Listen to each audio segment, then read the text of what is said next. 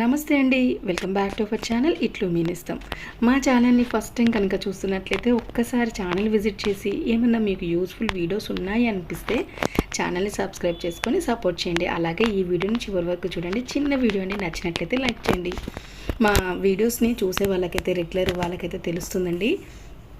నేను ఒక 25 మొక్కలు చిన్న బాల్కనీలో ఎలా పెంచుకోవచ్చు, మనం ఆ టైంని మన ఇంట్రెస్ట్ని ఎట్లా యూటిలైజ్ చేసుకోవాలి, చిన్న స్పేస్ అయినా కూడా ఏమీ ఆలోచించాల్సిన అవసరం లేదని చెప్పేసి నేను 2-3 వీడియోస్ పెట్టానండి. చాలా మంచి వ్యూస్ కామెంట్స్ కూడా వచ్చాయి.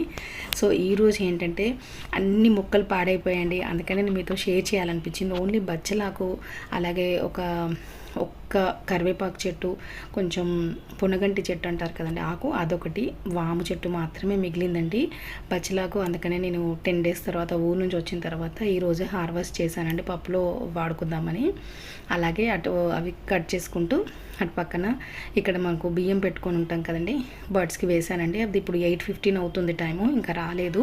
7 లోపే వచ్చేసి ఉంటాయండి. నేను ఈరోజు బాక్సులు పెట్టే పని లేదని చెప్పేసి మా హస్బెండ్కి నేను ఎక్కువసేపు యోగా చేసుకున్నాను, కొంచెం లేట్గా బయటకు వచ్చాను అనమాట.